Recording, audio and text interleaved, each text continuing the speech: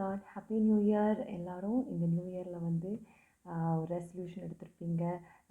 இந்த வருடம் நான் இந்த மாதிரி இருக்கணும், இந்த மாதிரி சேஞ்சஸ் கொண்டு வரணும், அப்படியெல்லாம் ஒரு சிந்தை இருக்கும் இல்லையா?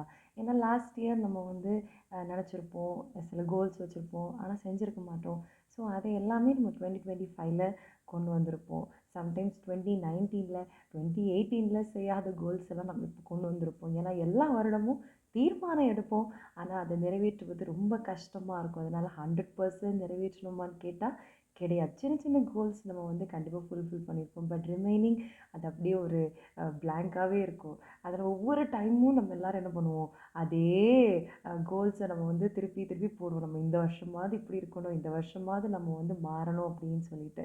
ஒரு வசனத்தை நான் எடுத்து காட்டுகிறேன். ஏசாயா 43 அதிகாரம் 18 வசனம் 19 வசனம்.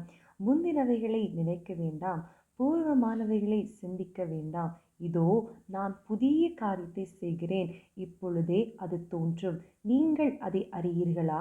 நான் வனாந்திரத்திலே வழியையும் அவாந்திர வழியிலே ஆறுகளையும் உண்டாக்குவேன் அப்படின்னு சொல்லிட்டு ஒரு அழகான ஒரு வசனம். அதாவது இத்தனை வருடங்களும் நம்ம எப்படி இருந்தோம் அதெல்லாம் முக்கியம் இல்லை. இந்த வருடத்தில் கர்த்தர் புதிய காரியத்தை செய்ய விரும்புகிறாங்க. இத்தனை வருடமும் நம்ம சுமந்து கொண்ட குப்பை பாரம் எல்லாவற்றையும் அதை முடித்து விட்டது வேண்டான்னு தள்ளிவிட்டு இந்த வருடத்தில் ஒரு நியூ பர்சனாக, ஒரு பெட்டர் பர்சனாக நம்ம மாறுகிறதற்கு ஏசப்பாட்டு நம்ம கேட்கணும். அதாவது நம்மளோட ஒரு பெட்டர் வெர்ஷன் நம்ம மாறுவதற்கு நம்ம கேட்கணும். ஒருவேளை இத்தனை நாட்களும் யோசேப்பின் சகோதரரால் பகைக்கப்பட்டது போல எல்லாராலும் பகைக்கப்பட்ட நிலைமையில் நீங்கள் இருக்கலாம். இல்லை அந்தாளை போல எனக்கு ஒரு பிள்ளை இல்லையே, மலடி என்று என்னை கேலி செய்கிறார்களே என்ற ஒரு நிந்தையில் நீங்கள் இருக்கலாம். இல்லை இஸ்ரவேல் ஜனங்கள் எகிப்தில் அடிமைப்பட்டு பிரயாசப்பட்டு வேதனைப்பட்டு நொறுக்கப்பட்ட நிலைமையில் நீங்கள் இருக்கலாம். இல்லை உங்கள் வீட்டில் எல்லாம் அலங்கம் இடிக்கப்பட்டது போல எல்லாம் இடிக்கப்பட்ட நிலைமையில், உடைந்த நிலைமையில், இனி இதற்கு மேலே எந்த வாய்ப்பும் இல்லை, கட்டுவதற்கான எந்த சான்ஸுமே இல்லை அப்படின்னு இருக்கலாம். ஒரு விபச்சாரிய ஸ்திரீயை அன்றைக்கு ஏசப்பாக்கு முன்பாக குற்றம் சாட்டினது போல உங்களை எல்லாரும் ஒரே ஒரு சின்ன தவறுனால குற்றம் சாட்டியிருக்கலாம், வேதனைப்படுத்தியிருக்கலாம். அப்படி ஒரு குற்றச்சாட்ட நிலைமையில் நீங்கள் இருக்கலாம். இல்லை இளைய குமாரனை போல தகப்பன் நாஸ்தியெல்லாம் விற்று எல்லா பாவத்தையும் செய்து இப்போது என்ன செய்யறதுன்னு தெரியாமல் யாரும் இல்லாத ஒரு சூழ்நிலை இருக்கலாம். ஆனால் இந்த வருடத்தில் புதிய காரியத்தை செய்ய ஆண்டவர் வல்லவராக இருக்கிறார். யோசேப்பு போல பகைக்கப்பட்டாலும் அந்த எகிப்துக்கு அந்த பார்வோனுக்கு அடுத்த ஸ்தானத்தில் யோசேப்பை கர்த்தர் உயர்த்தினாரே, அந்த அளவுக்கு கர்த்தர் உங்களை உயர்த்த வல்லவராக இருக்கிறார். யார் உங்களை எதிர்த்தாங்களோ, யார் உங்களை பகைத்தார்களோ அவர்கள் மத்தியில் அவர்களை போஷிக்கத்தக்கதாய் கர்த்தர் உயர்த்துவார்.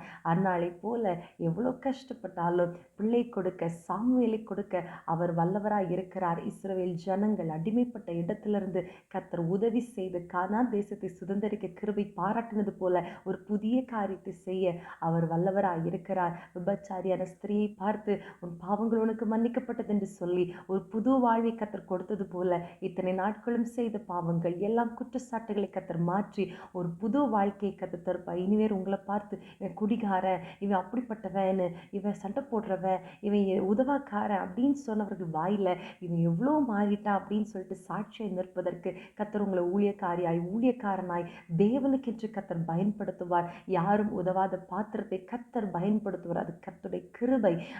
நீங்கள் ஒருவேளை இளையகுமாரனை போல கெட்ட குமாரனை போல எல்லா தவறுகள் செய்தாலும் இந்த வருடத்தில் புதிய காரியத்தை செய்து அவரை ஏற்றுக்கொண்டு அப்பா பிதாவை என்று கூப்பிடத்தக்க புத்திர சுவிகாரத்தின் ஆவி உங்களுக்கு அவர் தருகிற தேவனாய் இருக்கிறார். இந்த வருடத்தில் சூழ்நிலைகள் மாறுவதற்கு கர்த்தர் வந்து வாஞ்சியாக இருக்கிறார். நம்ம இதய கதவை திறக்க கடமைப்பட்டிருக்கிறோம். நம்ம இதயம் மாறணும். இந்த வருடத்தில் நீங்கள் இன்றைக்கு ஒரு முடிவெடுக்கணும், சில தீர்மானங்கள் எடுக்கணும். தானியேல் எடுத்த தீர்மானத்தின் நிமித்தம் அவங்க காரியம் ஜெயமாக இருந்ததுன்னு பார்த்தோம். நம்ம தீர்மானம் எடுக்கணும். ஏசப்பா, நான் புதிதாய் மாறுவதற்கு என்னிடத்துல என்னென்ன மாற்றங்கள் தேவை, நான் என்னென்ன செய்ய வேண்டும் என்று கர்த்தர்கிட்ட கேட்டு அதெல்லாவற்றையும் எழுதி இந்த வருடத்தில் பெரிய மாற்றங்களை நீங்கள் காண போகிறீங்க. கர்த்தர் உங்களை புதிதாய் மாற்றுவார், புதிய மனுஷனாய் மாற்றுவார். பழைய பாவங்கள், பழைய வாழ்க்கை, பாஸ்டில் நடந்த துக்கங்கள் எல்லாம் மறந்துட்டு ஒரு புதிய வாழ்க்கைக்குள்ளே உட்பிரவேசிக்கிறதுக்கு கர்த்தர் கிருபை பாராட்டுவார்.